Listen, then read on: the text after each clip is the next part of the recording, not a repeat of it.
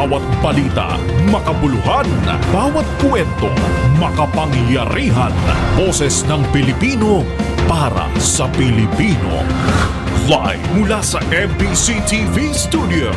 MBC TV Network News.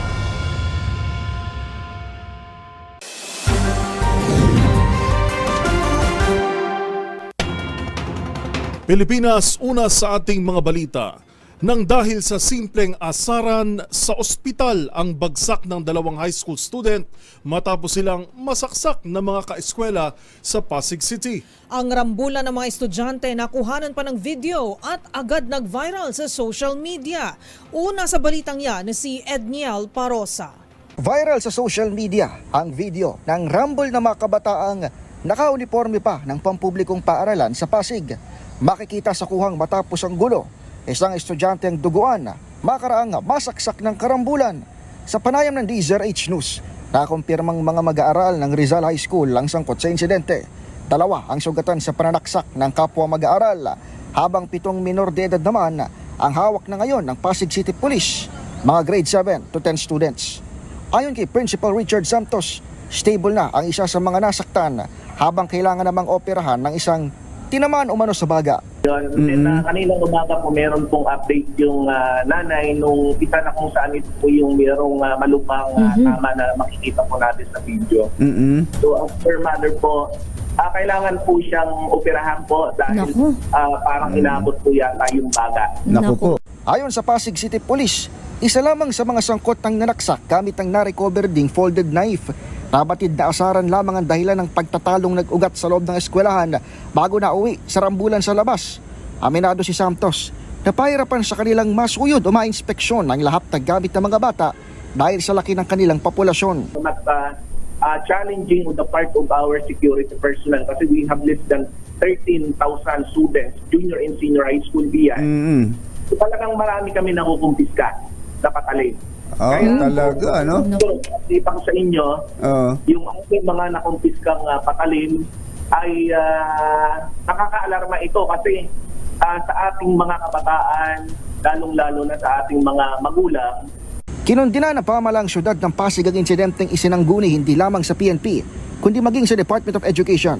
Nakiusap naman ng LGU sa mga netizen na maging responsable sa pagbabahagi ng video para na rin sa proteksyon ng mga minor de edad. Para sa MBC TV Network News, ito si Edniel Parosa ng DZRH. Una sa Pilipinas, una sa Pilipino.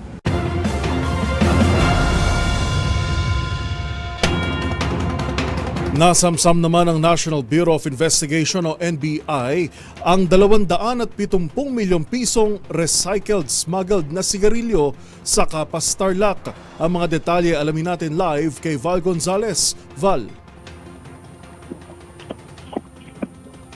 Yuel, matapos ang 2 linggong surveillance, sinalakay ng mga operatiba ng NBI Special Task Force ang incinerator company na ito sa bulubunduking bahagi ng Sitio Kalangitan, Barangay Kutput 2 dito sa Capas Tarlac.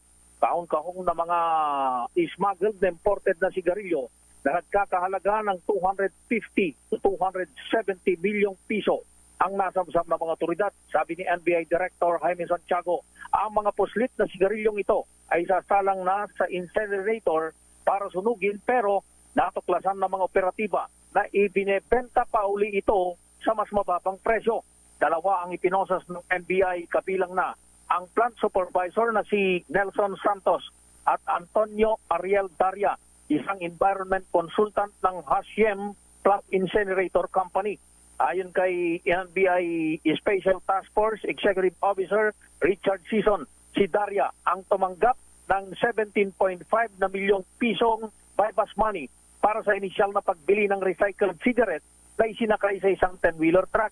Target pa ngayon ng NBI ang nagpakilalang may-ari ng Hashem Plant Incinerator na orihinal na katransaksyon ng NBI, pero nang magkabayaran sa test buy ay ang consultant na si Daria na ang tumanggap ng bypass money. Inaalam ngayon ng NBI kung si Daria ay konektado sa Bureau of Customs dahil nagpakilala itong dating empleyado sa inisyal na bahagi ng transaksyon. Kabilang sa kasong isasampa ay ang economic sabotage. Sa ngayon ay inaalam pa kung anong pananagutan sa batas ng Bureau of Customs Dahil sabi ng NBI, responsibilidad ng BOC na pantayan ang mga condemned products hanggang sa tuluyang ma-dispose o masunog sa isang incinerator facility.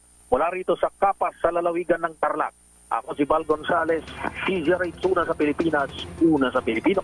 Live mula sa Tarlac, maraming salamat Val Gonzales.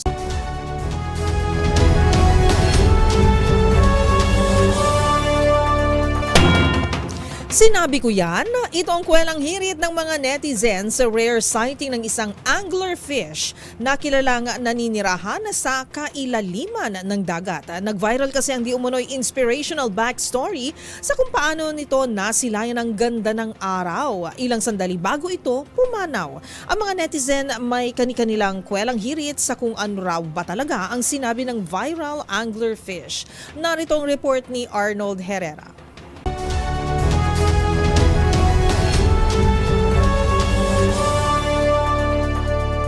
Isang isda, daan-daang kwento.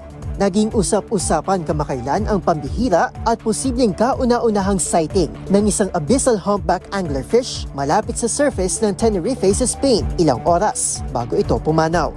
Bilang sanay ito sa kalaliman ng dagat, maraming nagulat na nakarating ito malapit sa surface ng tubig. Hinala ng ilang scientists, posibleng may kinalaman sa El Nino phenomenon ang pag-angat nito sa baybayin. Posible rin daw na nakakain ito ng isda na may swim bladder, kaya nabuhat ito paangat. O di naman kaya ay tinulak ng underwater volcanic activity. Ang munting kwento na ito, nanganak ng marami pang kwento. Ang pinaka nag-viral, mistulang poetic daw ang pagkamatay nito dahil buong buhay itong namuhay sa dilim pero sa kakaibang laro ng tadhana ay nasaksihan nito ang liwanag ng araw bago pumanaw. Sinamahan pa ito ng tila caption na so beautiful na parabang ito ang nasambit ng anglerfish. Agad naman itong ginawang biro ng mga Pinoy at naglabas ng kani-kanilang entry sa iba pang posibleng sinabi ng viral na isda. May nag-emote, may tila naging explorer, may isa pang ginawang social media posting ang pag-angat ng isda. At mayroon pang inedit ang video ng isang babae para magmukhang anglerfish. Wow, makakasama ko talaga si Jesus.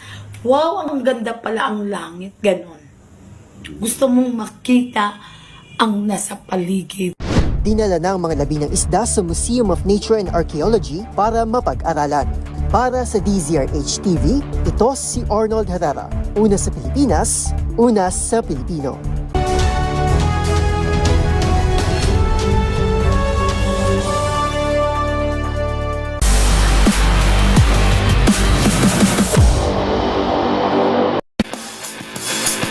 Sa mundo naman ng pole vault, nasungkit ni Filipino pole vaulter at Olympian EJ Obiena ang silver medal sa ginanap na Springer Meeting Cut Bus 2025 sa Germany.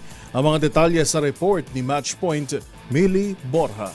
Nagpapatuloy ang pamamayagpag ni Filipino Olympian pole vaulter EJ Obiena sa pagsisimula ng kanyang indoor season ngayong taon. Nakuha kasi nito ang silver medal sa Men's Pole Vault International Springer Meeting Cottbus 2025 sa Germany. Na-clear ni EJ ang 5.65 meters para tuluyang makuha ang ikalawang pwesto. Nanguna sa naturang torneo si Sam Kendricks mula USA na tinalo naman ang 5.75 meters habang pumangatlo sa pwesto si Bocanda Lita Bere ng host country na may 5.65 meters. Magugunitang ito ang ikalawang magkasunod na podium finish ni Obiena matapos niyang makuha ang gintong medalya sa Orlen Copernicus Cup na ginanap naman sa Poland. At yan ang mga latest updates sa mundo ng sports.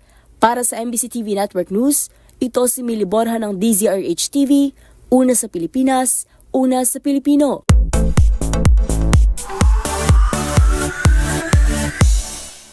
Isang victory party ang idinaos ng mga bida ng 50th Metro Manila Film Festival na And the Breadwinner Is. Ang worldwide gross kasi ng pelikulang pinagbibidahan ni unkabogable star Vice Ganda umabot na sa 460 million pesos. Narito ang report ni Showbiz Angel.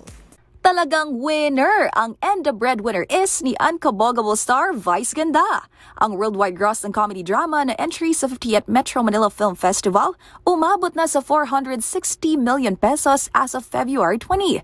Sa IG story nga ng TV host actor na si Jong Hilario, ibinahagi nito ang ilang kuhang larawan mula sa kanilang victory party. Siyempre, present si Meme Vice, ganyan ang co-stars sa sina Eugene Domingo, Gladys Reyes, Malu de Guzman at ABS-CBN Executive Cory Vidanes. Nagpaabot din ito ng pagbati sa direktor ng pelikula na si June Robles Lana. Habang si Vice naman, labis din ang pasalamat sa lahat ng mga nanood ng pinagbidahang pelikula kung saan ito gumanap bilang si Bambi. Mga gunita na kamakailan lang, nag-uwi ng 3 parangal ang And the Breadwinner Is, kabilang na ang Film of the Year sa Platinum Stallion National Media Awards na personal na tinanggap ni Vice Ganda. Samantala, sa Marso nakatakdang ipalabas sa Japan ang And the Breadwinner Is bilang bahagi ng Osaka Asian Film Festival 2025. Para sa MBC TV Network News, ito po ang Showbiz Angel ng DZRH TV, una sa Pilipinas, una sa Pilipino.